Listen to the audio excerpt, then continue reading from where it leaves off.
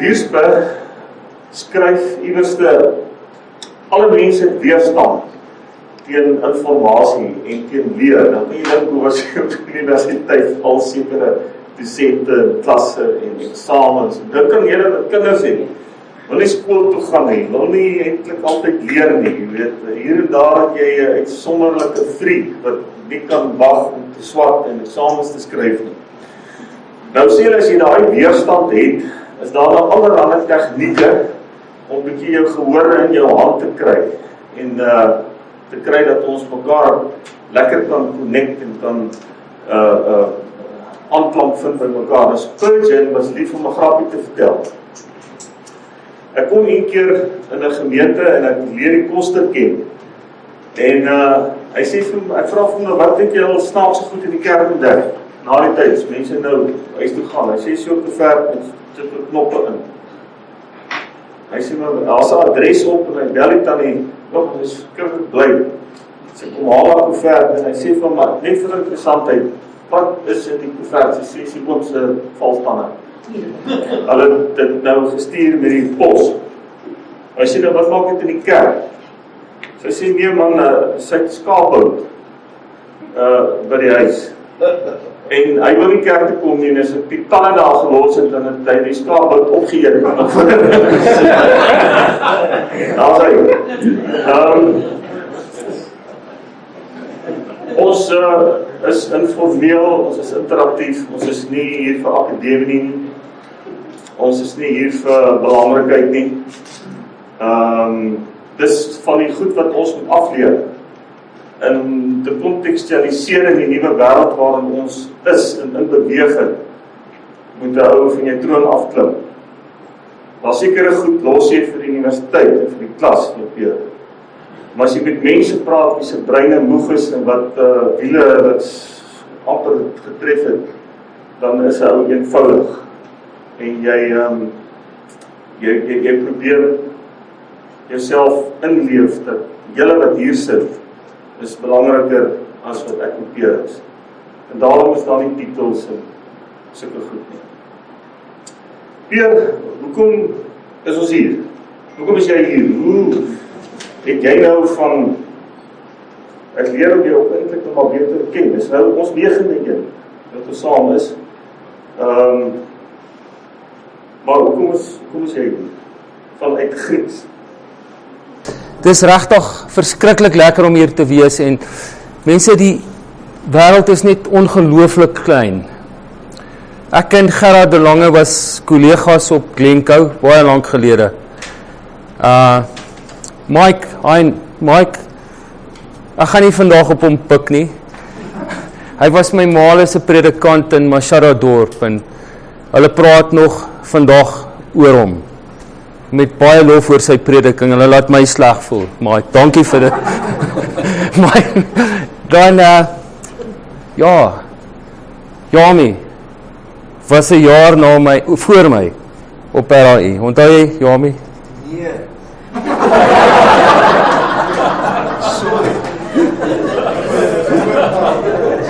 Hy was eintlik 'n slim ou, ek weet nie wat het gebeur nou met so, en wie sê, daar is nog iemand wat nogal redelik significant hierso is, maar nietemin mense, dis net baie lekker om hier te wees en is lekker om vandag hierdie kursus aan te bied en Johan, moet ek nou aangaan? Goed, hoekom is ons hier mense? Want ons het 'n krisis. Almal is dominees, almal is goed opgelei vir baie jare en dis nog steeds moeilik en is nog steeds 'n uitdaging om te preek. Dis nog steeds elke liewe keer, ek weet nie hoe gaan dit met julle nie, maar ek sukkel om gemaklik te raak rondom prediking. Die oomblik as ek gemaklik raak, dan weet ek het heel moontlik nie goed voorberei nie, of daar is medikasies wat besig is om in te skop. Mense, prediking is 'n groot uitdaging. Om regtig goed te preek, dis regtig 'n ongelooflike uitdaging. Gister op pad hierna toe praat ek met Johan, ek weet hy het gepreek en ek het ook gepreek. En toe sê ek vir hom, Johan, ek vermoed ek het gister die bus gemis. En toe sê Johan vir my iets baie en aardig. En aardig genoeg het ek ook vir hom gesê, my eksegese was goed, alles was reg.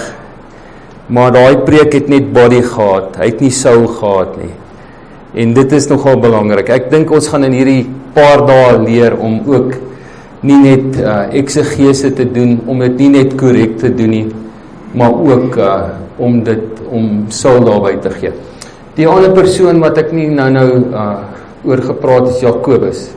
Jakobus was een van my studente. Mense, ek wil nie baie oor Jakobus praat op hierdie stadium. Ons het verskriklike goeie tye saam gehad, regtig. En dis altyd lekker saam met Jakobus. Die oggend, en ek sal dit nooit vergeet, toe ons sy meestersgraad gaan ingee. Toe sê die professor vir my, Pierre, besef jy, hierdie is eintlik 'n doktersgraad. Toe sê ek moet dit net nie vir Jakobus sê nie, ek wil nog 'n paar kilos uit hom uitkry. Jakobus, jammer daarvoor, maar dankie vir dat jy my weer uitgenooi het hoor. Goed, dankie ook vir alles wat jy doen. Krisis van die prediking, mense, ons is presies net daar. Ja, en ons is nie hier om vir julle 'n kitsoplossing te gee nie. Ek dink die konteks wat onder ons uitskuif, en as ons nie saamskuif nie, sy krag is enorm. Ons is nie hier om vir jou 'n wenresep te gee, te sê jy gaan môre begin om vol kerke te lok. Ek dink in elk geval nie dis waaroor dit gaan nie, en ek hou van Pierre se nederige belydenis. En ons voete gly maar, gereeld ook. En daarom gaan ons ook by julle leer. Ek dink my storie begin as 'n kind wat kerk toe gaan en uitstap en daar niks met my gebeur nie. Ek is nie as aangespreek nie, ek is nie welkom geheet nie, ek het net gevoel wat maak ek hier. En dan onthou ek een preek, en dit was die preek wat ons plaaslike leraar nie gepreek het. Dis 'n preek wat 'n aflosprediker preek het, en hy begin om die storie van die Titanic te vertel. En skielik het hy hierdie seentjie op die punt van sy stoel, 'n storie. En dit is redelik jare later, en dit het my aangevuur. Nou is ons hierso. En ons is hier passievol oor die prediking, passievol oor kommunikasie, hermeneutiek, oor retoriek, hierdie groot woorde sal net nou vir julle al hoe meer sin begin maak, maar ons is nie hier met dogmatiek en teologie nie. Jy kan hierdie retoriek aanpas en toepas, al is jy fundamentalisties, Christologie het ons net nou gehoor, jy kan verskil net soos wat jy wil, luister vir ons, eet die appels, spoeg die pitte uit, en geniet dit, reis saam met ons. Ek en Pierre wil vinnig vir mekaar vra oor die belangrikste rigtingwysers oor die laaste 5 jaar wat ek ook met hierdie studies mee besig was, studies wat my gevat het in kommunikasiekunde, in kreatiwiteit, in sielkunde, sosiologie. Deesdae is die eko-hermeneutiek wat toegepas word in praktiese teologie is baie wyd. Dit maak dit eintlik verskriklik moeilik. En daarom beteken Christologie, selfs in praktiese teologie, anders as wat dit in die Nuwe Testament beteken. En ek hoop ek gaan vir jou vandag iets daarvan touwys maak. Maar rigtingwysers, Pierre, goed wat vir jou uitgestaan het. Pas jy al daarom nou na die 9de sessie van die voete bietjie toe? Jy weet, hy is hervormer. Mense, ek wil net sê, hervormde kerk het skulpbely oor apartheid. Ons het al lankal ons eerste dames gehad. En dan het ons ander goed ook al uitgesort waar julle nog oor fight, hoor. Ek het vir hom gesê, verbied jou om daai woord te gebruik. Maar nietemin, Johan, ons gaan aan. Rigtingwysers, mense, ek het verskriklik baie geleer. En die oomblik, as ek dit nie toepas nie, Johan, dan gebeur dit. Wat ek 'n preek het, wat goed is. Mense, ek glo vir my, ek kan die Nuwe Testament redelik lees. Jy kan eintlik vir my 'n deel bring en ek sal dit tot so 80% vir jou kan lees en kan uitlê. Maar so wat? So what? Ek ken die kultuur ook. Ons werk verskriklik baie op die kultuur. Maar weer eens, so what? Mense om by mense uit te kom, om die preek, om vir hom 'n siel te gee, dit is ons probleem. En dit is wat ek en Johan eintlik vir mekaar gesê het, toe ons eendag mekaar koffie raak gedrink het daar in Parys in die Vrystaat. Dit was koffie. Ja, dit was koffie. Baie lekker. En hoe preek 'n ou? En ek weet, hy het so pas sy doktersgraad gedoen gehad, en ek het al hierdie agtergrond oor die teks van die Nuwe Testament, Grieks, en hoe bring jy dit by mense uit? Hoe maak jy dat hulle daar uitstap en hulle is opgewonde? Hulle het vandag iets gehoor. En hoekom is dit nie meer so, soos dit baie lank gelede was nie? Dit is eintlik, die rigtingwysers was eintlik, mense, ons het 'n probleem. Ek weet nie van julle kerke nie, maar ons in 'n loop redelik leeg, en ek vermoed die gereformeerdes ook. Eintlik oor die hele wêreld, al die sogenaamde mainline churches, Presbyteriane, United Church of Canada, Episcopalian, almal het hierdie probleem. Dis nie uniek nie. So daar is sekere rigtingwysers, uitdagings wat ons moes hanteer. Ja, ek het 3.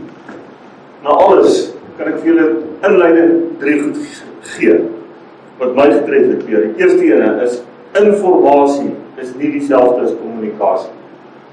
Wonderlike stelling, ons sal net weer oor praat. Kommunikasie is nie dieselfde as informasie nie.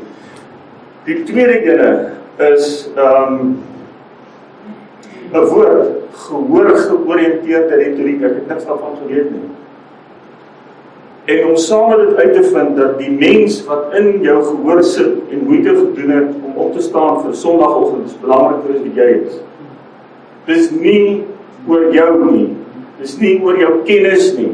Dis nie oor jou akkolades wat jy daar is en ek en jy geroep is as predikers nie. Daai mense wat na jou en my kom luister, is die vaandeldraers van die evangelie.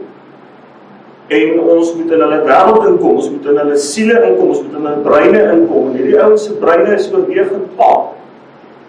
Ek dink die meeste van ons voel volgens die baie vas. En ons is ook gebombardeer met informasie en dis 'n groot aanpassing. En ek dink dit vra 'n geweldige aanpassing vir 'n dominee. Dis hoekom Wiersbe sê ons het hierdie weerstand. Julle het die akademie van ons reuse gemaak. Ons is slim mense en ons baie van ons, julle is dalk meer kreatief as wat ek is. Maar ons is verskriklik moeilik opleibaar omdat ons hierdie weerstand het teen veranderinge, want ons is bang vir verandering en die druk wat dit op ons gaan sit om dalk meer tyd in jou bediening te kry vir prediking, wat jy baie keer voel is daar nie genoeg van nie. So verstaan dit en ons het empatie daarmee. En die derde ding is digitaal, die digitale wêreld en hulle multisensoriese kommunikasie, vriende, is nie diep nie. Hierdie kommunikasie wat ons so min toepas, wanneer ons oor God en geloof in sy woord praat, is God gegee en oud. Ons moet teruggaan in die antieke tyd in. Ons kom uit die Europese eras uit. Ons kom uit die reformasies uit. Julle sal nooit hoor dat ek praat van reformasie. Daar was 200 jaar van reformasies, van die laaste goed wat nog in ons stelsel sit, kom om by 150 jaar gelede. Uit die pietistiese bewegings in Nederland, wat alle forme van mooi retoriek en beeldspraak en stories en narratief uitgegooi het. En as ons sê sola scriptura, dan sê ons eintlik, maar hoekom preek ons dan? Laat mense net die skrif lees, dis sola scriptura. Die goed het alles elemente in wat ons nie op die universiteit geleer het nie. En as jy dit ontdek en jy kom by waar ons is, multisensories, is ons eintlik besig met oudtydse retoriek. Ons gaan terug na die Ou Testament toe. Ons gaan weer kom. Hoeveel mense kon lees en skryf? In die omgewing van 4%. 4% mense kon lees en skryf. En daar was ook nie boeke nie. Daar was nie boeke nie, boekdrukkings, Gutenberg. Ok, maar kom ons sê gou R50 weg in 'n afsaafleksie spaarrekening. Gutenberg, geef my datum. 1554. Check gou op Google of ek reg is. 1445. 1452, daarom dink ek Pierre, so ek raak. Maar dit is eers van die boekdrukkuns af, wat 'n totale kultuur geskuif het, né? En ons is struktuur en orde en vorm, die skolastiek, die het al eintlik 'n bietjie voor die boekdrukkuns al ontstaan as 'n vorm van redenasie. Maar jy het hier goed so geweldig intelligente mense bedoel. En as jy kyk hoe ons redeneer en met mekaar beklei, jy weet Tiel Geyser skryf, iewerste verlede week lees ek, hoe vreemd is dit nie dat godsdienst die vermoë het om godsdienst te veg. En as jy bietjie slim is, hoe sê dit, toe ek nou my thesis gedoen het, you can prove anything with the text without out of context, nee. Alleen wat bereik ons? Ons is geroep om met Tannie Annie van 85 en Klein Jannie van 4 jaar die evangelie te deel.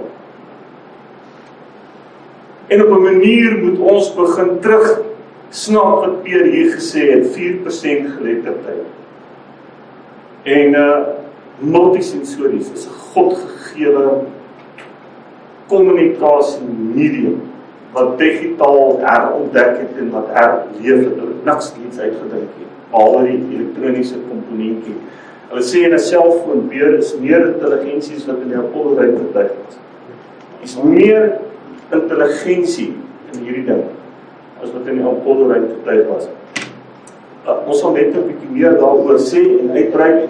Ons wil graag hê julle moet aan julle tafels bietjie saam met ons gesels. Praat saam. 1440. Give or take 2 years. Die uitdagings en die vreugde van prediking. Julle, dis 'n lief en leed storie hierdie. Kom aan, wees eerlik. Dis 'n lief en leed storie. Johan sal hier praat van die amper ondraaglike las van die vreugde om dit te kan doen. As ek hier so kan 'n toets doen met julle, coronavirus toets, ek weet, hulle sê, as jy daai virus het, gaan jy pannenkoek en pizza dieet. Dit is altyd omdat jy weer kyk. Maar ons kan 'n toets doen en regtig agterkom hoeveel van ons lei en preek uit tramme. En vraag jy preek, ons is nie skaam om te sê ons het empatie daarmee. Regtig. Nou kom ons praat oor die uitdagings en vreugde van prediking by julle tafels. Julle gee vir ons 'n bietjie terugvoer, gesels lekker saam, ons gaan dit waardeer. Vriende, verby julle so lekker praat hier, dat ek julle net herinner dat in hierdie sessies van ons moet jy koffie voor jou hê. Stefan Jordaan sê die boom van die lewe was 'n koffieboom.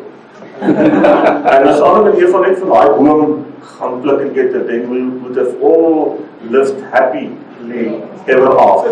So, asseblief, ons is informeel, kry iets, kry koffie, kry dit. Kom ons luister bietjie daarna, enige iemand steek hand op.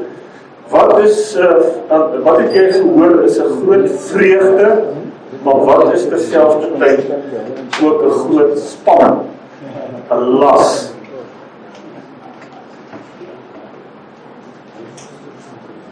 Terloops, ek gee sommer gereeld R50 hier so weg, maar dit net nie wys nie. Ja, ons moet alles nou ek sal doneer. Ek mag nie dit sê. Wat ons nou, wat ek sommer net wil vra, hoeveel predikante dink julle bedank uit die bedieninge? Gekwalifiseer, gelegitimeer. Per jaar, per dekade, per dag? Per dag. Ja, ons vat om so maak. Ons vat om so 'n periode van 5 jaar. En wat se denominasie? Vat om wêreldwyd. Wêreldwyd. Ja, kom man, jy kan my uitdaag, kom. Wêreldwyd. Kom, wie wil sê, hoeveel van ons? Dink 'n bietjie in julle klas. Hoeveel ouens het oorgebly? Hoeveel ouens gaan aftree as predikant? 2000 vandag. Wat? Okay, uit 10 uit. Hoeveel predikante gaan aftree as 'n predikant? Yes. Uit 10 uit. Sê? 3. Julle hou dit laag. Dit beteken vir my julle is mooi gekontekstualiseer in julle eie beroep. Is 1 uit 10. Nou, né? 1 uit 10. 50% wêreldwyd. Predikante hou die 5 jaar. Okay. Dis deel van hierdie las. Pierre, jy wil iets sê? Jy het gesê een predikant 'n dag bedank in die NG Kerk. 1 per week. 1 per week. 1 per week verloor die NG Kerk. 1 per week. 53 weke in 'n jaar, né? 52. 52. Mooi, Pierre. Dat is al net nie geraak. Iemand waardeer dit. Pierre sal altyd sê ons leer die meeste goed uit ons foute uit. Ons leer nie net altyd uit slimmigheid uit. Kom ons hoor 'n bietjie by julle tafels. Die vreugde en die spanning, die las. Ons luister graag. Ja, nee, ek het goeie dinge hier by julle gehoor. Ek weet nie wat het jy gehoor. Presies wat ek vermoed het ek gaan hoor. Kom ons begin by die ander kant. Kom ons sê, staan 'n bietjie op en sê 'n bietjie wat is vir jou die slegste van elke Sondag te preek. Maak jou hart klop. Kan ek maar sê iets.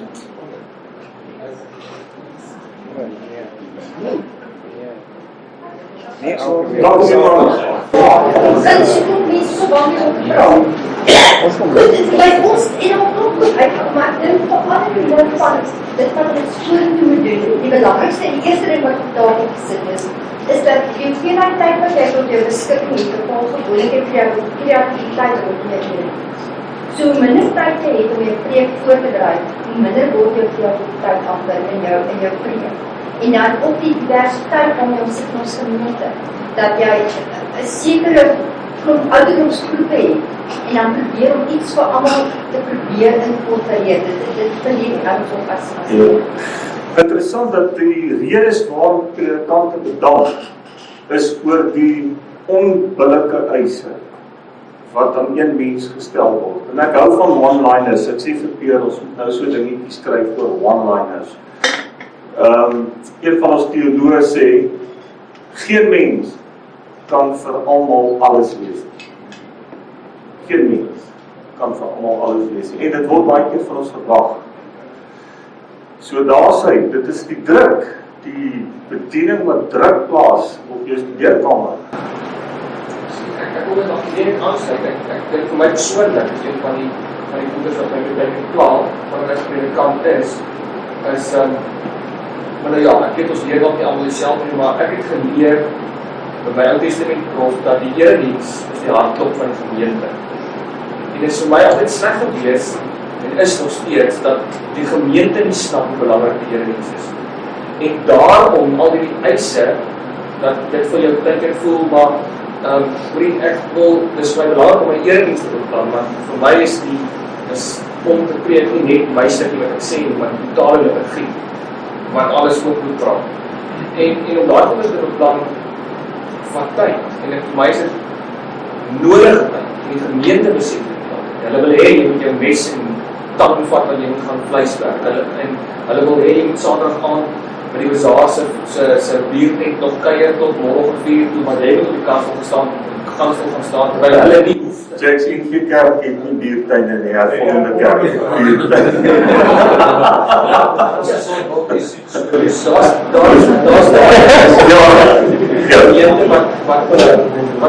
Wat ek wil allemaal sê, maar nie wil snap nie, hoe belangrik die Eredienste is nie. Maar daarmee saam wil ek ook sê, ek het ook so 'n bietjie by myself, waar ek nou maar in terme van die meditatiewe spiritualiteit baie sterk in staan, en daarvan ook iets vir die gemeente probeer leer en bied by tye. Wil ek tog sê dat dis belangrik dat ons ook bietjie gesels oor wat is preek. Want ons dink, ek dink in ons geformeerde agtergrond is 'n vervallende tendens waar ons dink op te preek is dat ek praat. Daarom het bid ure, preek ure. terwyl ek beleef het dat met meditatiewe dienste en byvoorbeeld ook waar jy jou wat moet jy daar met jou meditatiewe stap toch amper waar jy dit wat deur stasies vat, wat hulle inkom en hulle beweeg selfbeheerheid deur ek agtergekom, waar ek nie 'n woord preek, maar moet slegs met simbole gekonfronteer word, waar daar Bybelverse by is. Dan stap hulle daar uit, en ek het nooit 'n woord gesê, maar baie duidelik 'n belewenis van.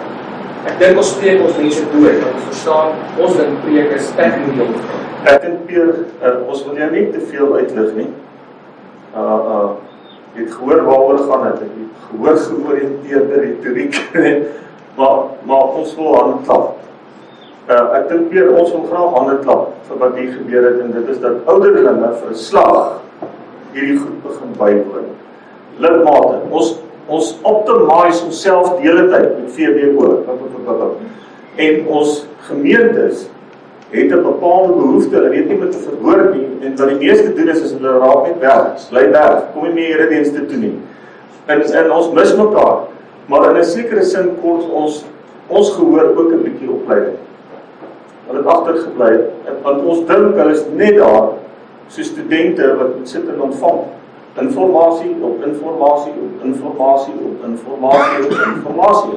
Ons prediking uit ons tradisie, hy het 'n woord gebruik, hy het 'n klaar geantwoord, ek wil dit net onderstreep. Ons het 'n pedagogiese preekstyl. En dit daar's ruimte daarvoor, maar alles hoef nie kognitief te wees nie. En hy het 'n woord gebruik, mense beleef. Daar's op YouTube, skryf nota. Julle moet hierdie ding gaan kyk. Julle gaan my bel. Hy sê, kom met jy dit my aan dit blootgestel. Wie het al die Alma Kitchen ontdek op YouTube? Alma Z-A-N Kitchen, gaan op YouTube. 2 ouens in Siberië maak kos. Buite in die woude van Siberië. As jy nou nog nie geweet hoe mooi Siberië nie, gaan kyk hom bietjie, né? Op 4. Hulle praat nie een woord nie. Nie een woord nie. Maar wat jy hoor is die mes wat kraak deur die eie. Daai groot kapmes wat so die knoffel stukken druk. Dan hoor jy die olie in 'n warm pan. En dan gaan hierdie hoenderporsies en hierdie krummels en sit aan hierdie ou se vingers vas. En dan dit daar in 'n pan. En net nou kraak sy panne deur daai kors en hy trek so langs stuk kaas uit met 'n nabyskoot soos hierdie in ons gesigte is vandag. Sê vir Pierre, as jy net weet jy se mikrofoon aan, mooi praat. Laat my dink aan 'n maat van my multisensories. Wie van julle ken vir George Nell? George Nell, interessante karakter hy. Maar dan kom hy in sy gemeente in en hy kom sit heel voor en hy is die dinges in vir George en hy gooi vir hom vingertaal onderhand. En George was in die konstruksiebedryf, so julle was op tikkies gewees, julle ken vir George. En Johan sê, verskoon my net gou-gou, en hy is daar af van die kansel af, en hy sorteer hierdie ou wat hier voor hom kom sit het, wat uit die trap het gekom het, en hy vat hom daar uit, buiten die kerk, multisensories sorteer hy hom uit. Toe hy terugkom, toe staan sy kerkraad soos 'n ere wag en wag vir hom. Sê jy nie, dis is baie trots op wat jy vanoggend hier gedoen het, maar volgende keer, al net asseblief. Hy sê my te vol kerk. Niemand skep ons Eredienste. So, wonderlike goed hierdie. Ja, julle dit is hy. Ons is onder druk. Ons kom terug by ons vraag. Is daar nog iemand? Johan, sien jy nog vinnig nie? Vraag my was nie. Pierre sê, weet julle, hulle sê, een van die wonderlike in the art of persuasion is empathie. Die oomblik as jou gehoor agterkom, jy trap hulle nie uit nie, maar jy moet hulle empathie, dan jy het hulle uit jou hand uit. Nou Pierre soek 'n bietjie empathie. Pierre, hoe was jou week? maar jy ons preek voorberei het. Kom ek net by haar aansluit. Anniekie, nie? Wat? Goed. Mense, Maandag was ek gou by Leonard Sweet, sy seminaar. Eintlik Sondag was ek by my kinders, ek het 'n nuwe klein kind, te pragtig hoor. Toe ek daar is, dis hulle bel hulle, iemand is dood in die gemeente. Maandag is ek by Len Sweet, en ek kon nie sy laaste sessie bywoon, want ek moes terugjaag, na daai familie toe gaan. Dinsdag het ek klas gegee, Woensdag 10:00 het ek die begrafnis gehad, 12:00 het ek omgedraai, terug Potchefstroom toe, 1:00 het ek in die klas gestaan. Donderdag het ek 'n toets afgelê, Vrydag het my vrou begin myn oor alles wat ek moes doen, en Saterdag het ek 'n golfdag gehad, gister het ek 2 keer gepreek en 2 keer katekisasie gehou, en my prediking was spesifiek op daai familie wat die seun verloor het, gemik. Jy weet, dis hoekom ek voel ek het die ander ouens gemis. So, mense, dit is hoe jou week lyk. En gister is ek nog gou na Johan toe, en toe het ons nou hiernatoe gery, en allerhande dinge.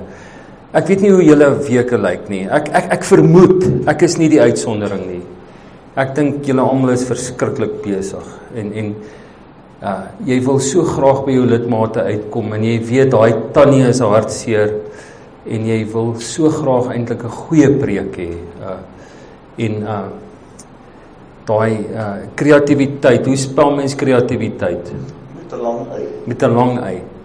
Ons het nie tyd om kreatief te wees nie. Ek wil net ek wil ophardloop en ek wil uithardloop as ek klaar is. En as ek uitgehardloop het, dan sê ek dankie. Nog een is verby. Intussen het die mense na my kom luister. Ek voel skaam en ek voel skuldig, want ek kon beter voorberei het. Maar Jakobus, ek voel ook is hulle skuld.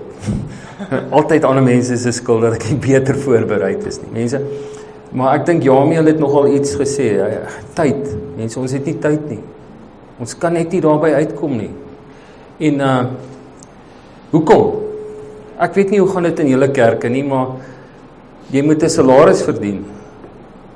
En om jou salaris te verdien moet jy Jakobus, jy moet vleis werk vir die bazaar. Jy moet 'n golfdag reël. Daar is so baie dinge wat gedoen moet word. Pannekoek verkoop. Nee, daar's armes. Ons moet sorg vir die armes ook. Daar is so baie dinge. Ek weet nie of ons regtig opgelei is daarvoor nie.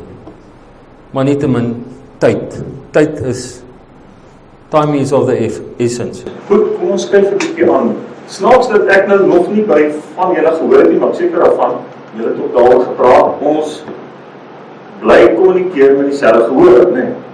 Dieselfde gehoor wat naderhand alles van ons weet. Dieselfde tipe kalender elke jaar oor. Nou hulle sê 'n spesialis wat ons sê blinde darmpies uithaal. Hy kan binne 'n kort rukkie kan hy dit doen. Eintlik 'n verskriklike routine ding. Maar ons is publishers. Ons moet elke keer half met iets nuuts kom. En daar's ouens in jou gehoor wat nogal jou tekste en jou preke dophou. Nie net een van hulle herhaal, kry jy dit. Weet ouens wat ons septene, onthou dat Johan so lees, skryf, jy kan gerus sy boeke gaan lees. Hierdie unbearable burden, saam met die vreugde van hierdie groep. 'n Ma van my is in 'n gemeente waar omtrent 4 of 5 ouer huise is, en hulle doen partykeer so 4 begrafnisse per week. Hy sê, jy weet nou nie meer nie. Hy weet nou regtig nie meer nie. En hy het gesê, hy sit net aan 'n valtande in, klik die preek dieselfde. Jy nou sê, sy gemoed sak in sy skoene as hy hoor, ons moet ouma's 'n gewilde teks preek. Hy sê, vat hom, maar hy kom weer by sy gewilde En nou hierdie een nou sê, ek doen al so baie begrafnispreek, hy het al allemaal gevra, hy stuur vir my joune. Hy sê, nou wat doen jy nou? Hy sê, daar net op. Maar ons kan oor die goed lag julle, maar dit vreet aan die ou, dit jou senuwees, jou spysvertering, jou slaappatrone, en iewers kan jy dit vir jou maklik maak. In baie ouens werk sondagmiddag, sondagaande eers preek. En dis goed wat net nie lekker meer afgaan nie. Ek wil net 'n opmerking maak van waarvan en oor die vorige vraag, want ek dink meeste van die vrese of die moeilike goed in prediking is die verwagtinge wat ons op onsself stel.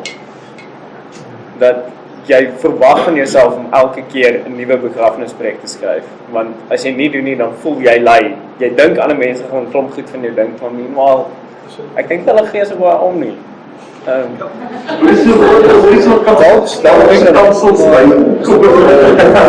Ek sê op so gemeente wat so seker die so baie smal. Pierre, ons gaan 'n bietjie aan. Wat het met die prediking gebeur? Wêreldwyd. Mense, ons probleem is eintlik 'n monosensoriese monoloog. Die dominee klim op die kansel. Mense, ek is opgelei, ek is die expert, ek het 'n toga aan. Ek sal vir julle vertel wat hier aangaan. Ek is statig, ek lees stadig, ek bid lank. Ja, ek het die gesag om die ou te plant nou by die begrafplaas. Ek kan mense trou. Daai monosensoriese goed. Ek kry 'n salaris, want ek kry 'n salaris, ek hoef nie daarvoor te werk nie. Dit gebeur maar net elke maand. En dit is, ons het daai tradisionele patroon. Jy weet, netjies toegang met 'n beffie, al daai tipe van dinge. Ja, want ek is die dominee, ek het opleiding, hoor, ek het Grieks en Hebreëus geswat en bietjie Latyn. Tussen het ek nog Duits ook opgetel, hoor. So mense, dit is, ons het hierdie ongelooflike gesag, jy weet. En ek behoort aan die skoolraad en ek is 'n rapportreier en al daai goed. Jy weet, daai gesag wat ons tradisioneel gehad het. En daarom kan ek praat. En ek dink dis nie een van ons wat hier sit, wat sien hoe ons eredienste leer druk. Weet ook wat is die effek op jong mense. Ons sien dit. Ons weet nie eintlik presies wat het gebeur en wat ons moet doen om te herstel nie. En enige een van julle kan welkom om saam te gesels. Daar's. Nee, maar weet jy, as jy nou so sit te luister, hoe mense nou sukkel om jou mense mee te kom, dan moet die mense dan maar liewerste gaan het nou om te begin so. Ons dink nou aan prediking, ons dink aan hermeneutiek, ons dink aan exegese en al die goed. Moet die mense dan maar liewerste as jy eredienste wil begin omskeep, dat die hele eredienste op 'n sprekingsdienst dan begin word. Dat die mens so iets staan wat moet begin. As ons dan moet sê, ons van ons gemeentes, ons luisteraars, sal ek maar sê, ons kliënte, wat loop hulle is, as ons hulle dan nou begin opvoed, dan moet ons nie 'n bietjie na 'n ander manier begin kyk, hoe jy dit dan weer kommunikatief kan doen binne die eredienste soos wat bespreking het en so. Geen vraag. Effektief, ons sal so 'n bietjie by die model ook uitkom later. En daar's definitief iets daarvan. En as ek in die praktiese teologie na die Christologie verwys, dan gaan dit oor Christus se preekstyl en sy retoriekstyl. Ek weet in die val as jy van tikkies afkom, dat jy in al Christus in tekste inlees in die Ou Testament. Nee, jy kom maar, gee my ook nou R50. Kom maar. Gee vir haar 'n klap daarso. Kom maar. Ons verstaan hierdie dinge, maar in praktiese teologie beteken Christologie, veral as jy in kommunikasie hermeneutiek spesialiseer is, kan ons by Christus iets leer. En hoe was hy nie interaktief nie? Hoeveel keer het hy die vraag gevra nie, wat sê julle, wat hoor julle, wat? En hy's misverstaan. En baie van sy gelykenisse het hierdie open-ended style gehad. En ons is altyd besig pedagogies eksakt. Ons moet die ouens leer, voer. En daar gebeur so baie wanneer ons saam begin gesels. En dis uitdagende goed hierdie, nee. En ons sal vir julle 'n bietjie riglyne gee, en ek sal vir julle vertel hoe dit Vredefort oorleef. Konservatiewe plattelandse plek ons reeds besig is met sulke eredienste. En dit is moontlik. En ek wil nie aap in die mou uitlaat. Kom, ek wil nou vir julle vra, ek daag julle uit. Raai wie kom in hierdie interaktiewe eredienste voor my staan en sê, dominee preek asseblief nooit weer anders nie. Raai wie?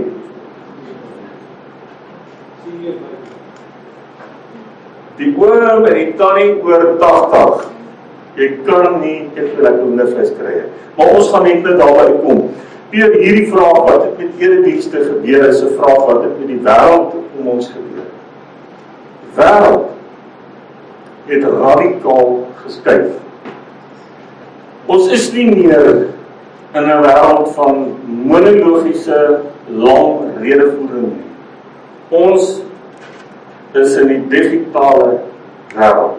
Oud en jong. Pierre, ek dink jy het gesê, jou ma is nie minder digitaal geskool is van die jong oudjies wat vandag hier so sit. En hulle Google en hulle hierdie ding bemeester. So dit is iets wat ons kommunikasie geblaas het. In 'n sekere sin lui gemaak het. Ek kyk hoeveel in die eerste toets nie, as jy sulke lang e-posse kry, lees jy dit nie. Ouens stuur kort boodskapies, skits informasie, vinnig. Die ander ding wat jy ook altyd wil sê, wat is dit? Instant gratification. Spoed. Alles het kort. Nou, as ons net te veel statistieke wys, hoe lyk lees-effektiwiteit, hoe lyk kennis en geheue-effektiwiteit net met die monoloog. Die wêreld, filosofe sê, tegnologie skuif kulture. Dis nie net 'n vorm van kommunikasie, dis ook 'n vorm van kultuur. Dit is die wêreld onder ons, het uit ons hande uitgeglip. En Pierre, jy het 'n mooi ding wat jy sê is, ons daag partykeer laaste op. Ons daag nie betyds op met die aanpassings. En dis deel van die goed wat gebeur het. Julle weet, daar was modernisme, en daar was postmodernisme, en hier is ons. Digitale modernisme is nie 'n reaksie op die postmodernisme, dis iets niets. Totaal nie, hy sal met hierdie ding gekom. En ek moet vir julle eerlik sê, jy gaan ouens kry soos Kirby en ander sosioloë wat al begin vir ons ontleed wat is digitale modernisme en die kultuur daarvan, maar ongelukkig moet ons sê is nog te jong. En dit is wat ek wil sê uit my bietjie kennis en ervaring uit die oor is 'n skrikkelike moeilike kultuur. Want hy skik en hy verander. Hy is soos water, hy is soos kook, hy is soos sand. Wat môre in was is uit. Dan wat uit was kom weer in. Dit is die netwerk met die globale wêreld met idees wat uitgeruil word. Dit is net nie staties nie. Jy kry nie 'n greepie op nie. As jy net dink ek het nou my kinders in my groep en ek weg. Church hopping is in die orde van die dag. Verskrik. Ouens wou nie van lank sit op een plek en na een prediker luister nie. Dit is gaan so. Digitale modernisme. Dit is die kultuur en die era waarin ons nou beweeg het. En ek het 'n prentjie saamgebring. Want julle, ons is die ouens in daai kruit wat harde oor kry. Dit wat gebeur het, mense het editors geword. Hulle is skryf, hulle het slim geword. Hulle Google. Ons kan vir hulle alles wat ons op die universiteit wat kontroversieel is wegsteek. Hy gaan uitvind. Enig, hy is nuuskierig. Alles is hier gepubliseer. En almal raak slim. En die een ou is slimmer wees as die ander. En hier is ons en ons het nog hierdie iets gehad. Hierdie iets. Hierdie troontjie, hierdie podium, hierdie plek waar die mense kon leer. En glip net so tussen jou vingers deur. Ons het 'n handjie vol mense wat ons kerke nog aan die gang het. En kyk, dit word al minder. En hulle word al ouer, word al gryser. Kyk net 'n bietjie die afvalstokkie wat ons moet aangee en wat agter ons is. Hierso tussen 5 jaar en 15 jaar en 20 jaar. Kyk 'n bietjie hoe lyk dit. Maar, Pierre, dis nie net ons nie. Vertel ons bietjie hoe lyk die universiteit. Wat is die aanpassings? Almal in kommunikasie het 'n hou in die gesig getref met digitale modernisme. So kom, nee. Vertel ons bietjie, hoe gee jy klas en wat het gebeur? Is nogal baie interessant. Ja. Mense, dit het ook totaal en al verander en nie net op gewone vakke nie. Selfs 'n vak soos Grieks. Jy kan nie net meer vir 'n ou handboek gee, sê, gaan leer jou paradigma, kom terug nie. Jy moet interaktief wees. Hy moet geleentheid kry, en dit is verskriklik belangrik, om foute te maak. By die huis, waar ook al, hy moet aanhoudend 'n fout maak, tot hy hom kan regmaak. As jy vir hom huiswerk gee, dan moet hy dit nie nasien daar in sy bank nie. Hy moet op die bord kom skryf, dat almal dit kan sien, en hierdie is nie teaching by shaming nie. Tradisioneel nie, daar waar ek ook gestudeer het by Tikkies. Mense, ons het verskriklike professore gehad. Regtig, ek kan, Johan, mag ek noem of nie? Jy moenie eers vir daai ou 'n vraag gevra het nie, hoor. Want as jy hom 'n vraag vra, gaan hy jou floor. Jy weet, en ja, van hulle is nou al dood, maar nietemin. En ek weet, NG het ook sulke ouens gehad. Jy word net met die grond gelyk gemaak. Jy het 'n heilige ontzag vir hulle gehad. Selfs die finalejaars het soos graad eentjies daar met hulle vingertjie op die mond gesit, want Prof Bart Oberholzer, hy is daar so hoor, en jy bly stil. Jy weet, hy's baie nederig, maar hy's 'n terror. Hy gaan jou hart uithaal en al jou ander organe, ja. Maar mense, dit was 'n era, teaching by shaming. Jy weet, ek kan nie eers dink hoekom het ons dit eintlik toegelaat nie. Verstaan? Nou is dit heeltemal anders. Gaan doen jou huiswerk. Kom asseblief vorentoe na die bord toe. Wys vir ons wat het jy gedoen en asseblief voel welkom om 'n fout te maak. As jy 'n fout maak, gaan ons hom net hier nou regstel, dat almal kan sien. En dan kom die volgende ou en hy kan ook 'n fout maak. Ons het 3, 4 op 'n gelyk daar by die bord wat dit kan doen. Dit is hoe ons nou werk. Dit is heeltemal interaktief. 'n vraag, nee. Hoe aandagsspan, konsentrasie? Mense, hierdie digitale tale modernisme waarvan Johan gepraat het. Ek praat verlede week met my kollega wat Latyn gee. En julle kan nie glo nie, ons is verby rekenaars. Dis net ek en Johan wat nog rekenaars het, vermoed ek, maar die waarop hulle deesdae werk is selfone. Alles is selfone. En as jy vir hulle 'n taak gee met rekenaars, mense, plagiaat is aan die orde van die dag. En die totale werkstuk is gegoogel. Maar hulle het so 17 Google sites aangehaal, maar die probleem is, dit maak nie sens nie, want hulle link nie op mekaar nie. Die dosent moet alles link, en ek is nie lus daarvoor nie. So, plagiaat is 'n ongelooflike probleem by alle universiteite. En selfs doktersgrade word ergens van Amerika af geplagieer en hy word ingegee. En die studieleier is deel van hierdie hele ding. Mense, dis ongelooflik. Maar die tydperk van boeke, Gutenberg, 1440 is nou verby. Ons moet dit vir mekaar sê. Ons het 'n nuwe era ingegaan. En dit is hierdie modernisme. En selfoon is die ding. En dit is 'n smartphone.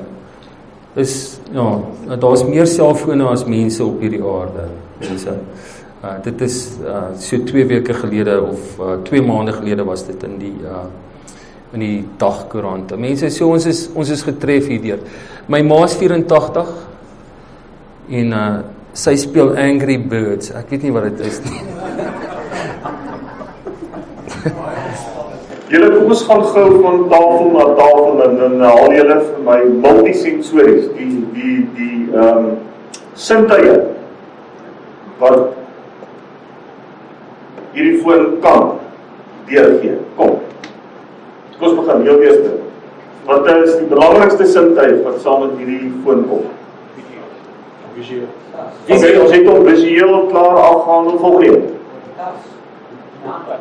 Ja, ek werk met jou lyf en sê hulle 'n paar jaar gaan ons dalk net mense hier met diamond.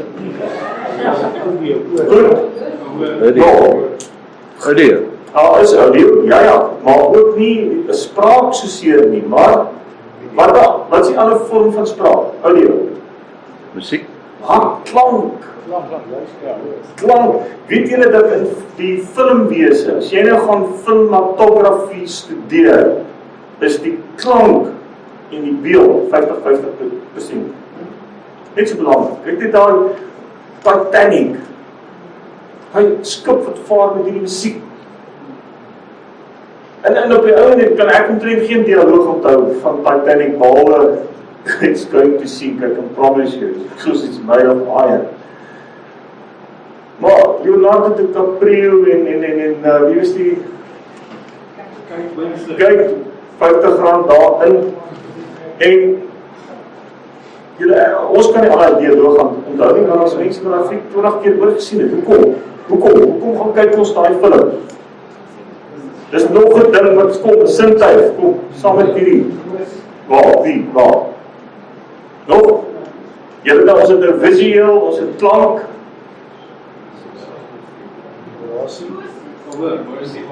Emosie. Maatjies, wie het antwoord? Ja, emosie. Ja, emoticons, né?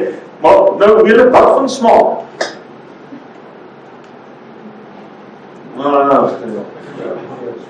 Corona maar is crazy, ons het hierdie goed moet gaan proe. Wat van smaak? Hoekom werk alles dan kitchen? Sonder woorde. Kom aan julle, hoe werk smaak? Kom aan. Geheue het 'n groot rol nie meer te doen, maar saam met dit 'n woord met 'n V begin.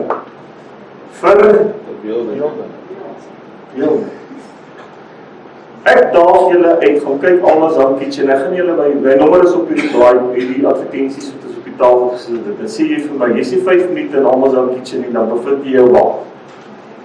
Voor die yskas en voor die mikrogolf. Ons brein het neurosensors. Wonderlike goed wat die liewe Here vir ons geskaap het. Jy hoef nie te eet. My pa het altyd gesê, as hy 'n vuurtjie trek op advertensies, dan begin sy lees. Daai swaal wat so ingaan, hè. Goed. Hy is multisensories. En die era waaruit ons Bybel uitkom, ons antieke storievertellers en predikers, toe mense net 4% kon lees en skryf. Raai, hoe het hulle God se woord oorgedra? Multisensories. Hierdie ouens niks niets uitgedink nie. Die rede hoekom ons so ou op die kakbeen kry, is sodat ons nie saam beweeg nie. Dit is nie goeie hermeneutiek nie, ons moet saam beweeg. Kan ek sê, ek is nou nie 'n predikant nie, ek is 'n ouderling. En ek is so bly, want ek hoef nie elke Sondag op die kansel te staan en preke voor te berei en so voort. Maar ek het heeltemal 'n ander bediening met dagstukkies. Ek 20 jaar gelede het ek begin op die internet met om dagstukkies weg te stuur. So 'n paar jaar gelede het ek oorgeskakel na WhatsApp om hierdie selfde dagstukkies op WhatsApp te stuur. Dit gaan die hele wêreld vol. En toe 2 jaar gelede het ek begin en elke dag 'n opname gemaak van hierdie dagstukkie. En dit is geweldig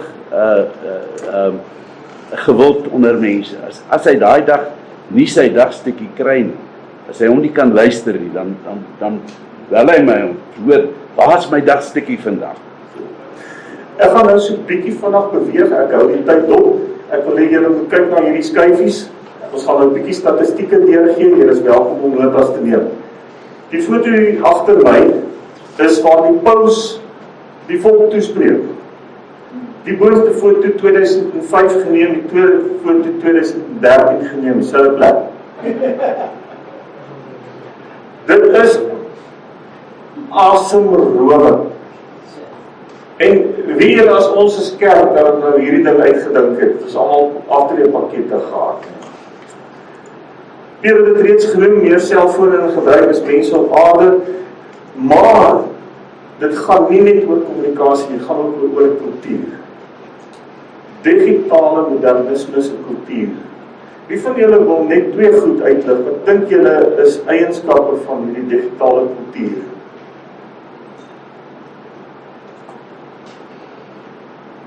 Onthou, alles wat digitaal doen is nie negatief nie. Dit is 'n ongelooflike positiewe vorm van kommunikasie, maar saam met hom is daar ook goed wat nie lekker is. Wat dink julle? Twee slegte goed wat kom ons sê maar twee slegte goed. Ek dink is nogal sleg.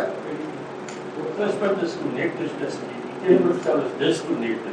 Ja, ons is totaal geïsoleer meer as 'n televisie nog gedoen. Net televisie het ons dalk nog in die sitkamer gesit en saam kyk. Nou is elkeen gesien is dit mense in restaurante.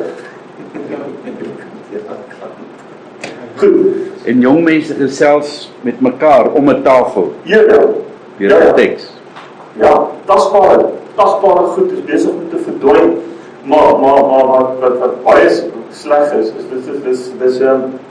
die verbruikerswese is massief saam met die hele ding.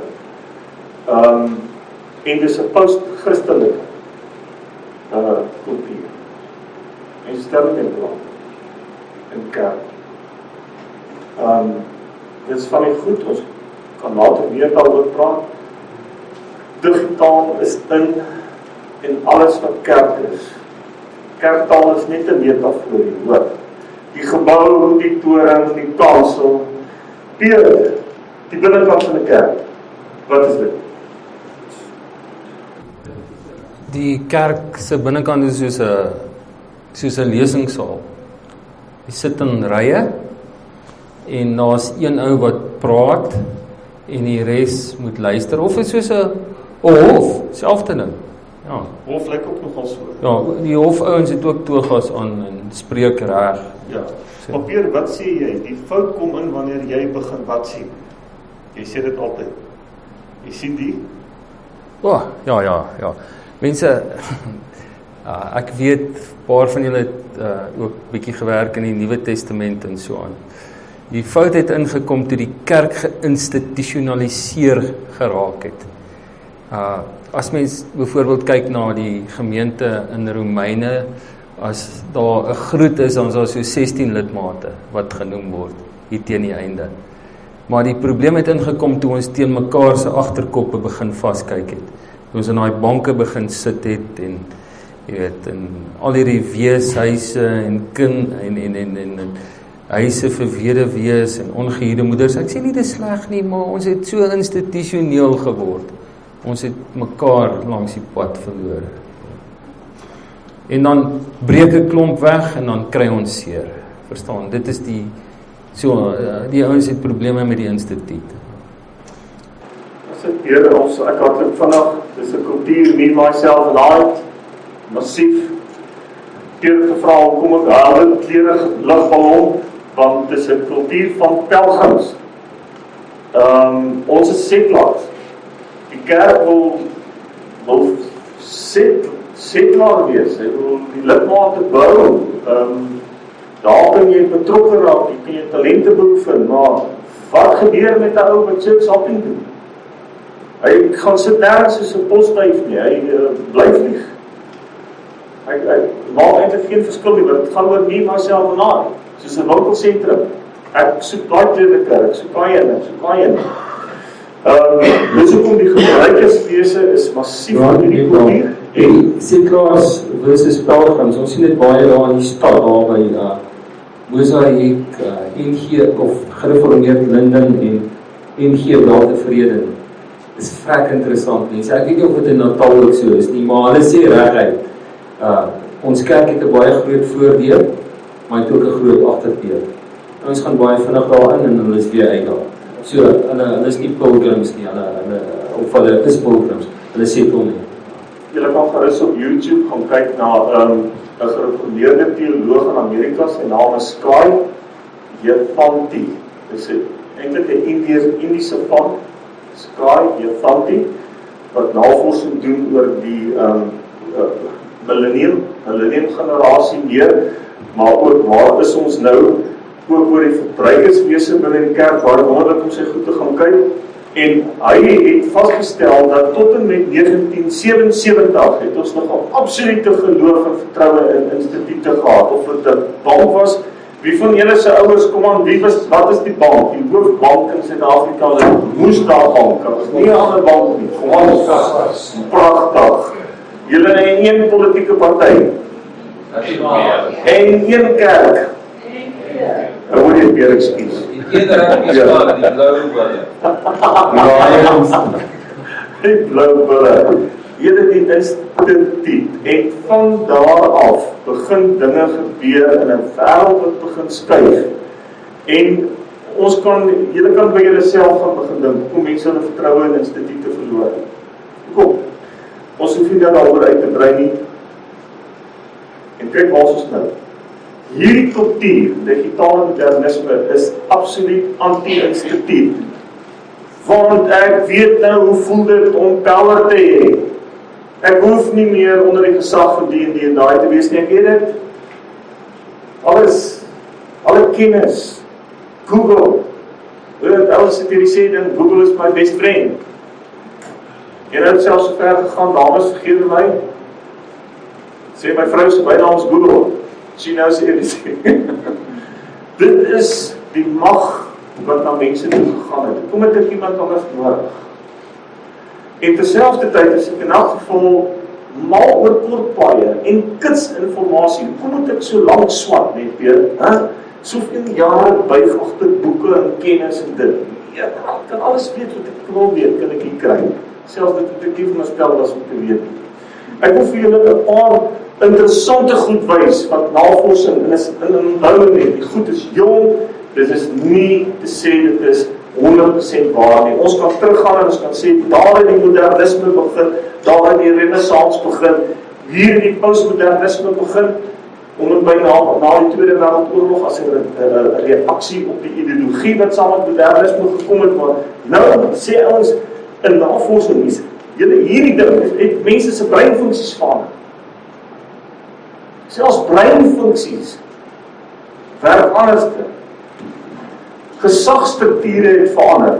Nie van bo af nie, maar deur middel van konsent. Wat sê die groep? Daarom het jy 'n groepie en die een sê dit en die ander sê dat en as die groepie sê Elvis is in. Maar dan gaan 'n Sailies groep. Alles is in. Baard is in. Ek 'n lang baard, nee, nou weer staan die ding. Hare op een kant gesny. Volgende week kom ouens en sê, hey, julle lang hare, skeer die baard af, man. Mens lyk nie so nie. Maar dan gaan ons weer agter dit aan. En dit is hoe die gesag is interaktief. Nie van die Lone Ranger, een ou van bo af. Aandagspan is kort. Daar het ons net nou gesê, daai kollega van ons sal iets anders te doen om mense se aandag te bou. En geloof het interaktief, hy word interaktief gekweek. Dit is nie te sê, almal moet glo soos wat ek glo nie. Dis nie net die kerk nie, almal in die kommunikasiebedryf word hierdeur gegaan. Professore, dosente, onderwysers, jy kan maar gaan bylees, pedagogiek, die universiteit, veral Noordwes en saam met die Noordweegse universiteite, ontsettend navorsing oor multisensoriese onderrig.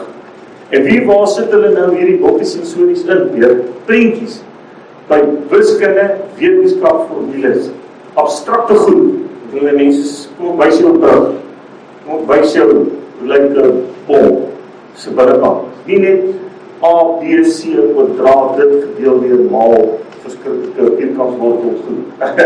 Ek het wiskunde met 'n F, met 'n sterretjie deurgekom en later kom geherre, dit net my sterretjie weggevat. Maar, daar sê, ons wil so om en by 2 uur klaar, ek het 'n vinnige koffiebreek hier ingebou en ek gee vir julle 5 minute, ons rek bietjie bene, koffie, ons kom terug en ons maak vir die sessie klaar. Baie dankie.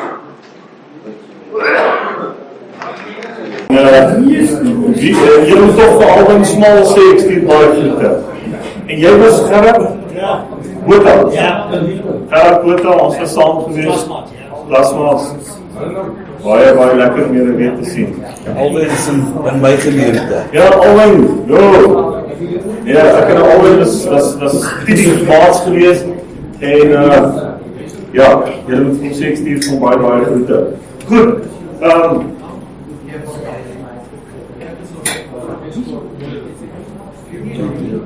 Die volgende sessie is so bietjie nog oor om hierdie probleem goed onder die knie te kry. Hoe groot is ons moeilikheid?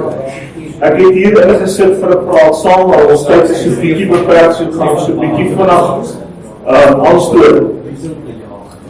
Julle, hier is ons moeilikheid. Die monosensoriese monoloog se effektiwiteit op geheue, informasie, al hierdie harde werk wat ons insit in eksegese, en ons haal baard aan, en party ouens het tot 'n Griekse woord, en die Grieks beteken dit, en die Hebreeus beteken dit. Kyk net daarso, 6%. Monosensoriese monoloog 6% suksesvol. Boekwinkels.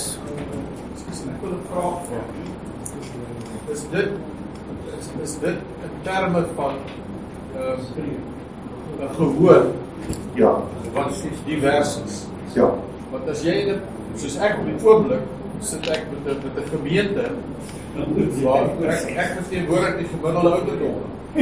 So vir daai ouens is dit nie noodwendig, daai statistiek is nie noodwendig relevant. Ja. So die gehoor waarmee jy werk, sal definitief bepaal.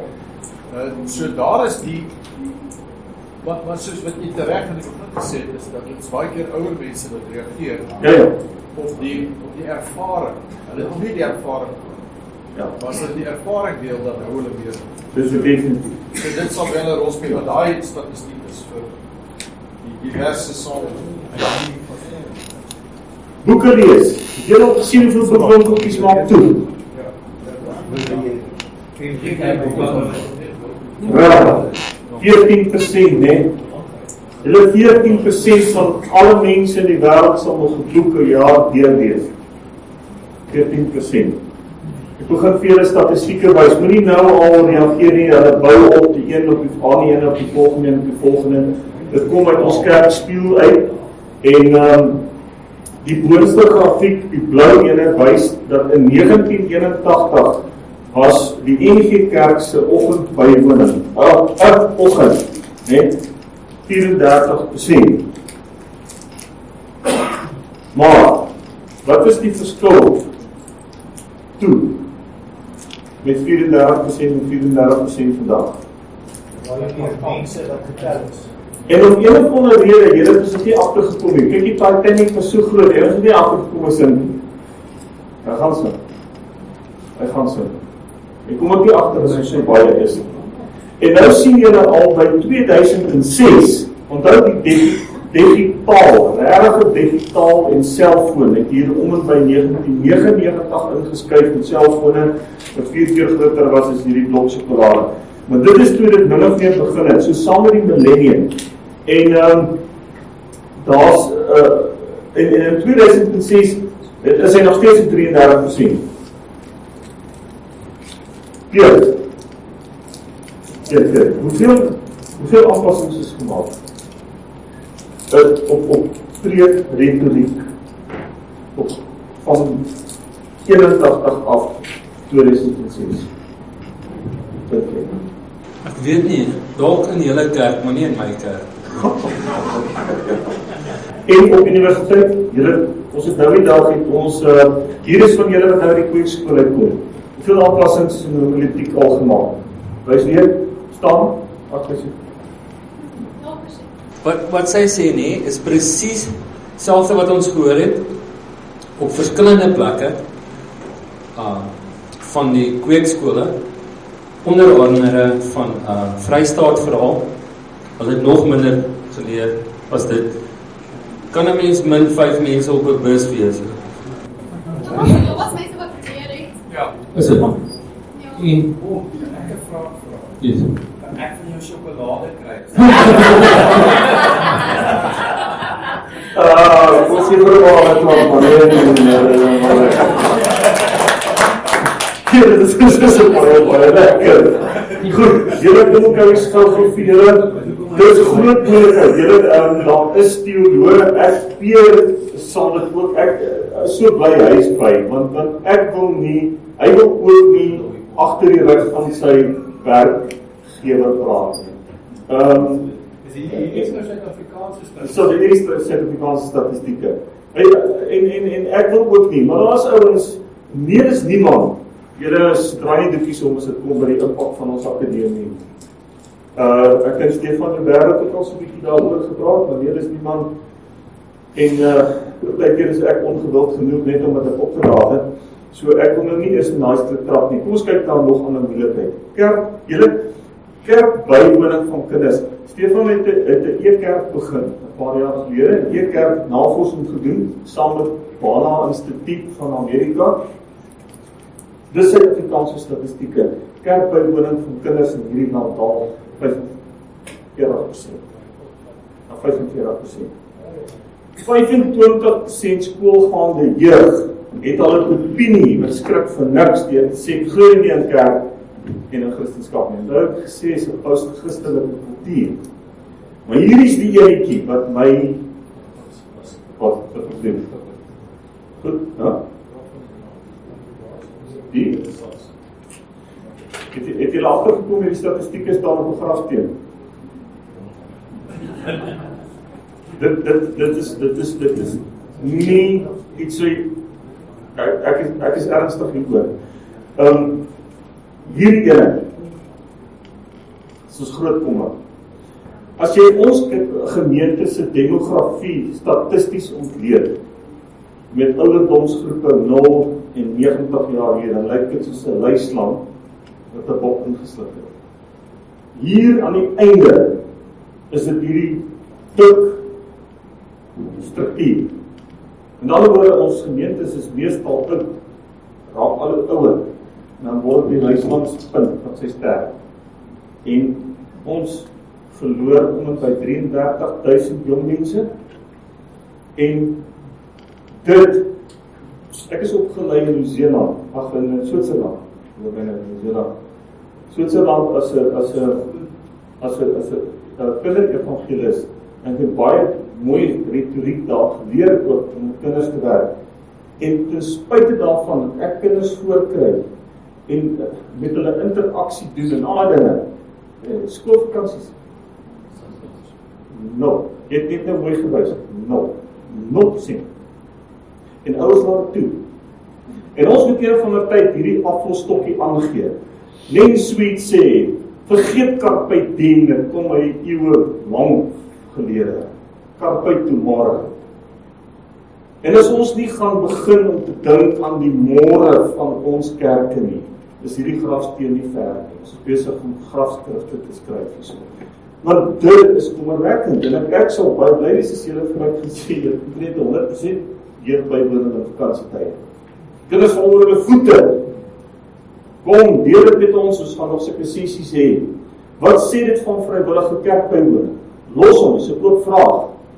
Ek wys vir julle statistieke in ons susterskerke, die Pierre, sy kerk is hierso, die hervormde kerk, ons het gereformeer, die eerste boonste lyntjie is 1988 tot 1989, dan 1999 tot 2008, en ekskuus vir die Engels wat tussenin gekom het, ons het dooplidmate, en dan het ons die beleidende lidmate na die algemene sinode, lyk het my, gaan ons net praat van die dooplidmate. Maar, kyk net dan, 24%, 20%, 25%, 20%, 23%, kom maar, wie van julle is wiskundig goed, wat is gemiddelde?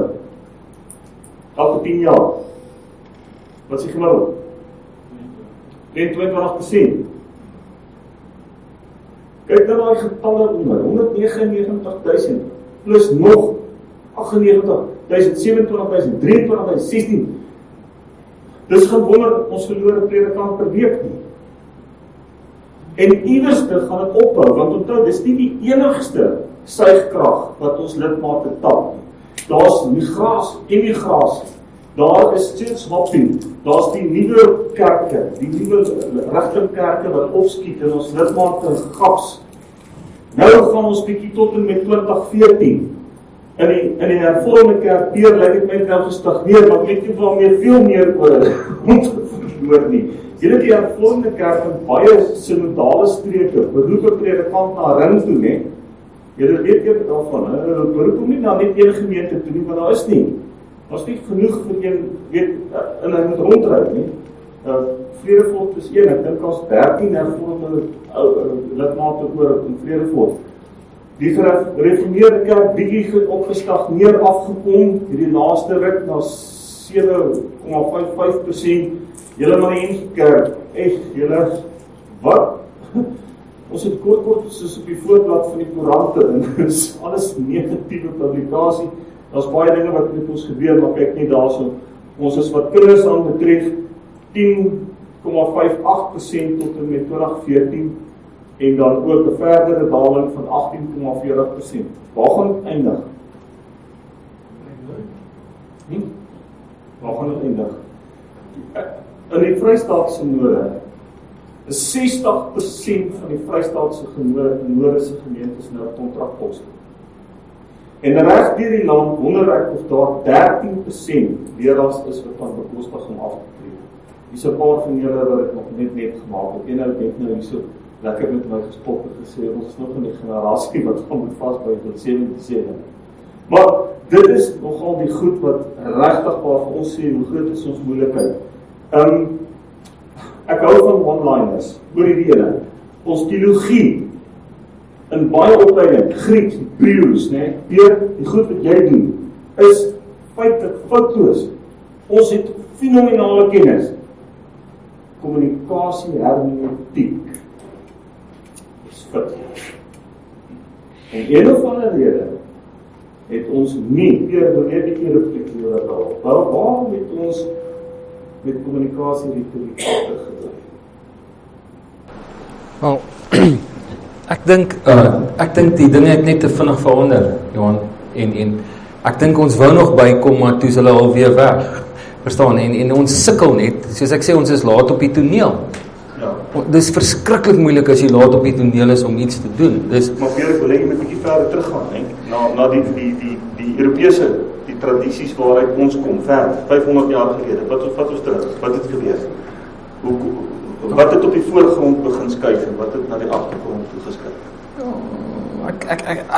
Okay, gaaf. Kom ons begin deur te sê, en ons ontken dit nie. Daar's ongelooflike sekularisasie, Johan. Okay? Met ander woorde, mense, asseblief, alles is nie ons skuld nie. Daar's net 'n nuwe generasie wat nie belangstel in kerk nie. Hulle stel nie belang in godsdienst nie. Hulle leef en oorleef en gaan aan, maar dit is net deel van die probleem. Ek dink die ander een is net, ja, daarmee saam met die boekdrukkings en die reformasies en die universiteite van Europa, wat het gebeur? Daai groot woord het met 'n R begin.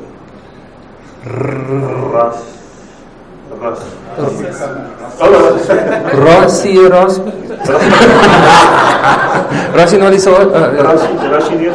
denke. Ja, rasie is rasioneel, mense. Dankie vir rasie. Okay. Mense, daar's 'n geweldige rasionele denke en die kerke loop leeg. Ek was verlede jaar omtrent 3 keer weer oor in Oorsee. Ja, en aanvanklik was dit net Wes-Europa. En nou ek gaan geweldig baie na Oos-Europa toe, Budapest en so aan. Nederland. En mense, die kerke is biblioteke, dit is winkels, dit is coffee shops. Dis hartseer. Dis verskriklik hartseer.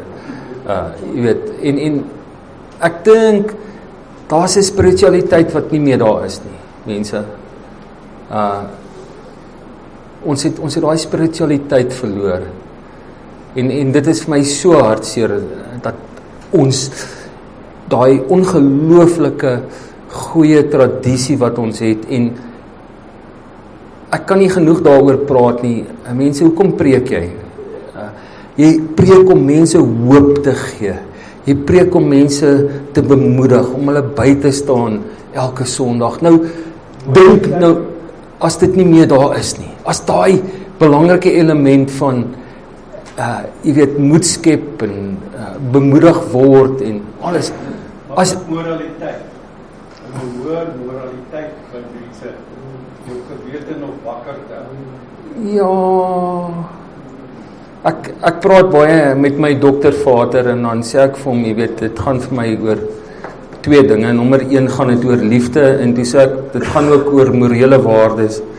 En hierdie ou is ongelooflik liberaal. Toe sê hy, maar hy het probleme met die Bybel want dis 'n jaloerse God wat ander mense doodmaak. So moet pas op vir daai moraliteit. Baie keer het ons gebruik godsdiens om godsdiens te beveg.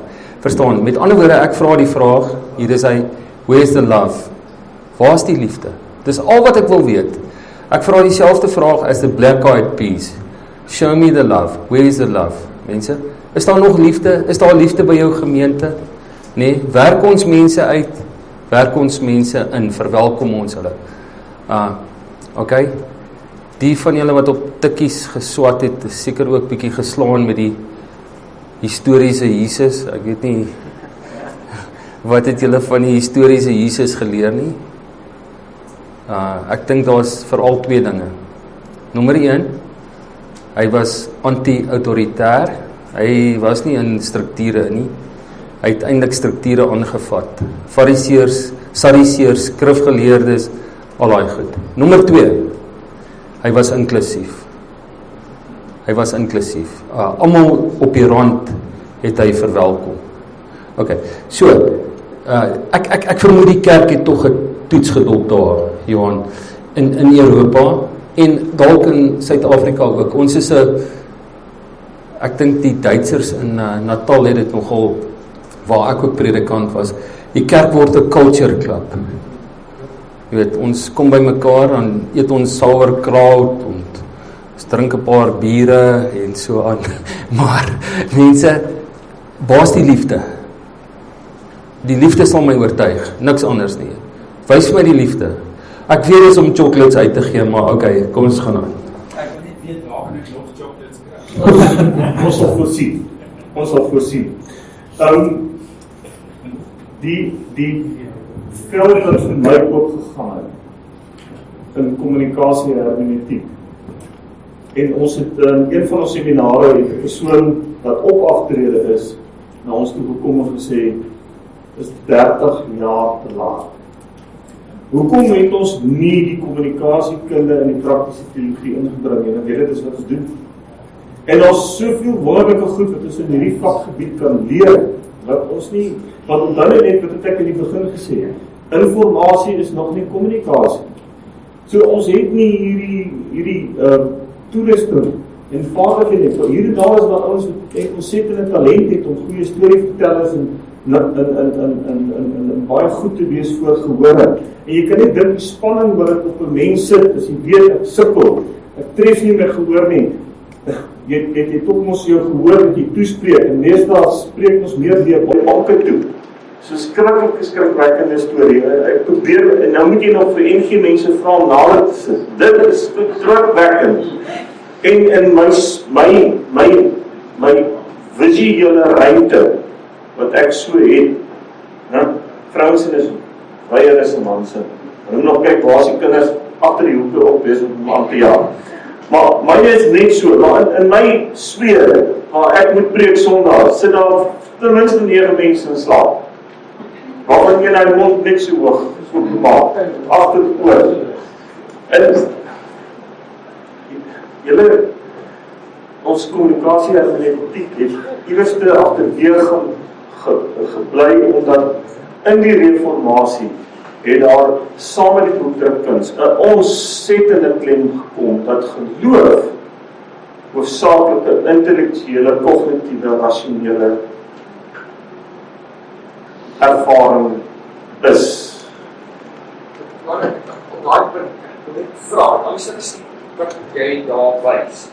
Is nou meer tot ons eie land, in ons landse konteks, ons kamerkerk. Maar as 'n mens dit sou vergelyk met die res van die wêreld, spesifiek dan nou die totale kerke wêreld en insluit die Romeinse kerk en die Ortodokse kerk. Ek het dit ook wat gemaak dat ek het op 'n stadium met daar op gestoor een van die konferensies wat ek aangebied het, was die Romeinse vader Pierre het gereeld so te gekom en ons het eendag so 'n tafel gepraat oor 'n klomp goedes en onder andere van hierdie goedes het besprake gekom en wat ons alles doen. En ek het vir ons gevra, maar wat doen die Romeinse kerk? En die Romeinse kerk doen agter 2 jaar presies dieselfde ding. Oor en oor en oor. En hulle bly ons die grootste kerk in die wêreld. Die Ortodokse kerk in Oost-Europa en Rusland het niks verander in terme van hulle liturgie en hulle manier van doen nie. En hulle bly die tweede grootste kerk in die wêreld.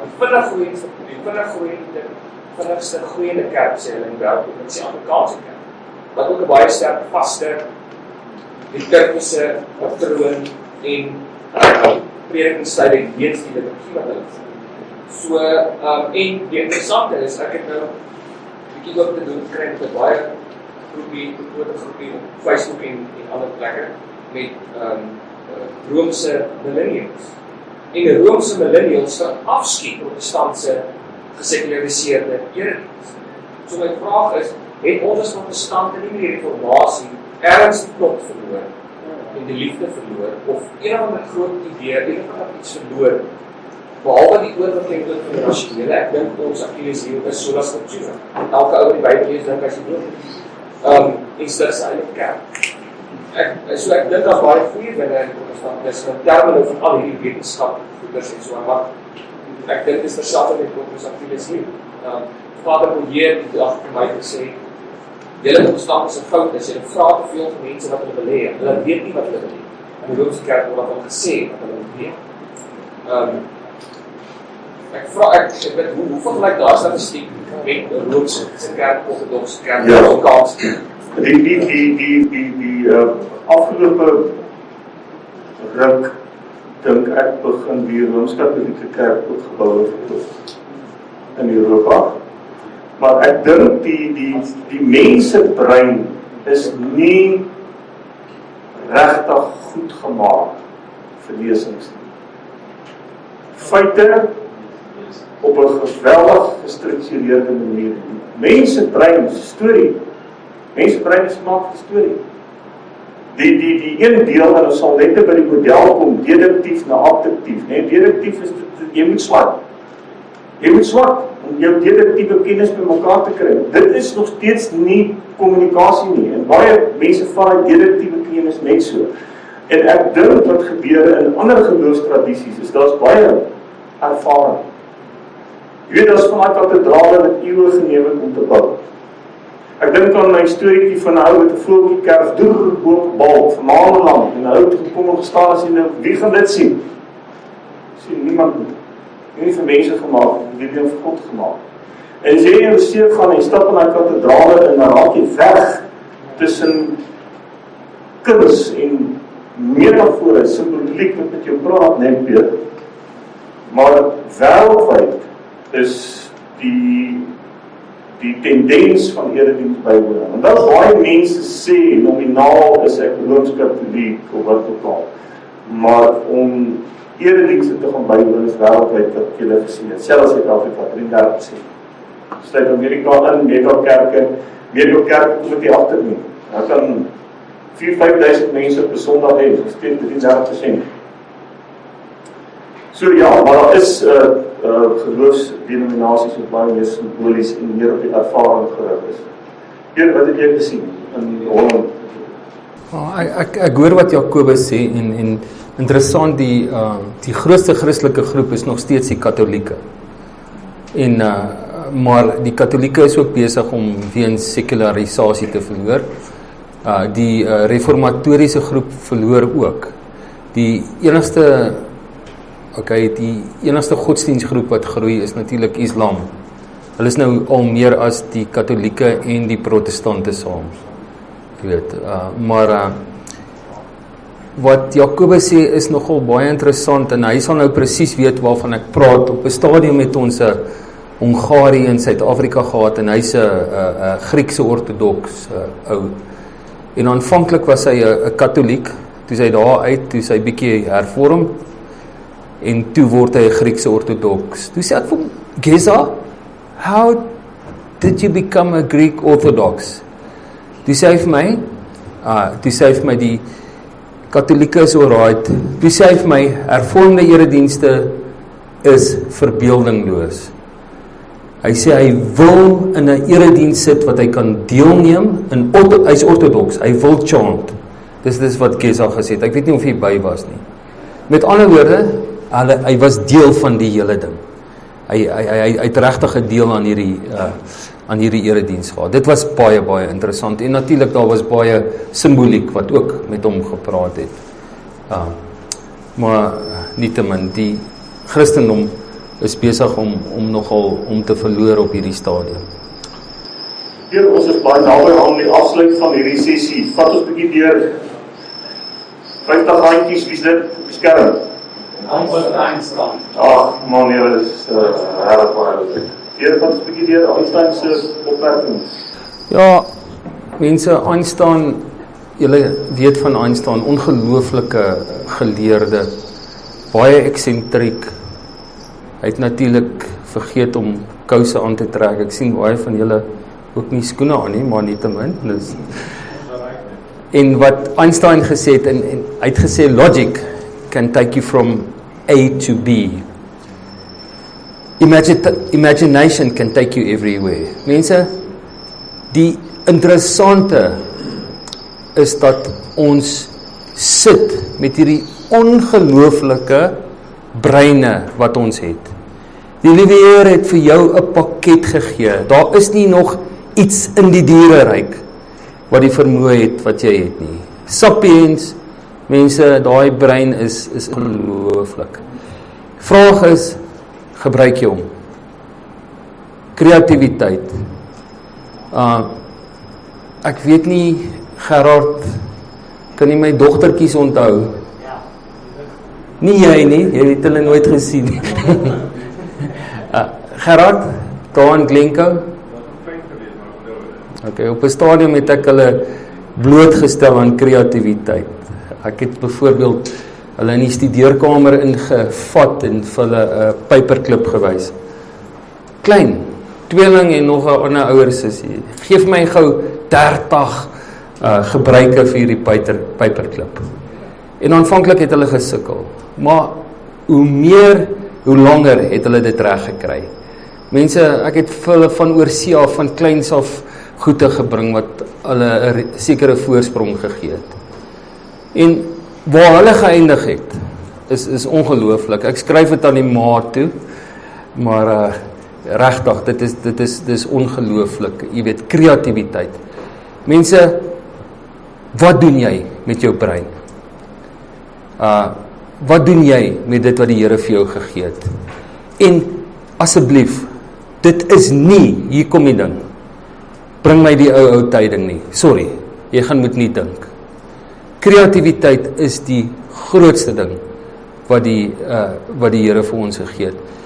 Mense, op 'n manier is ek verskriklik bekommerd oor die coronavirus. Maar op 'n manier het ek verskriklike vertroue in die mensdom se kreatiwiteit. Om ons probleme op te los. So, en Einstein, hierdie ongelooflike geleerde, hy het verskriklik staat gemaak op kreatiwiteit. En die laaste stukkie, ons gaan nou middagete doen. Die laaste stukkie repliek wat ek nou wil lewer, is multisensoriese prediking en alles wat ons hieroor gepraat het, sluit nie die rasionele en die eksegese uit. Hoe meer jy weet en hoe meer jy lees, hoe meer kan jy daarmee gaan speel. En kreatiwiteit sê ook nie, ons moet uit niks uit iets skep nie. Dit is om wêrelde bymekaar te voeg. Ek het Pierre verskil in, hy is hervormer, hy is eentjie. Dit is wel klaar 'n groot verskil. Maar hierdie twee uiteenlopende wêrelde wat by mekaar kom, word by ons sentende kom kreatiwiteit gebore. En, maar, ouens in die kreatiwiteitskunde of kreatiwiteitsleer sal ek sê, hoe meer kennis jy het, meer kreatief kan jy wees. Om een of ander rede het ons dit net, alles het begin gaan oor 'n rasionele vorm van onderrig. En eintlik hierdie prediking oor die laaste paar jaar ontsettend baie gegaan oor leer. Feite, alles wat ons doen, sondagsskool, alles. En ons het die ervaringselement van geloof. En dit is wat ek wil afsluit. Nou vandag sal baie ouens sê in die teologie en veral in die praktiese teologie, ons moet ook die medemenslikheid, die menslikheid en die medemenslikheid terugbring. En om goed te wees in kommunikasie is 'n ongelooflike vorm van intelligensie. En dit is nie net feite wat geloof kweek nie, maar ook verhoudings, liefde en ervaring. Net so deel daarvan. En die een het op die ander begin neerkyk. En ek dink dit is van daai spanningsvelde waarin ons vir 'n geruime tyd nog sal beweeg. Maar ons kan gerus baie meer plooibaar wees. Daar is net te veel aan statistieke wys oor hoe gereed is jou liggaam vir multisensoriese prediking. Lekker middag, lekker eet. Sjokolade.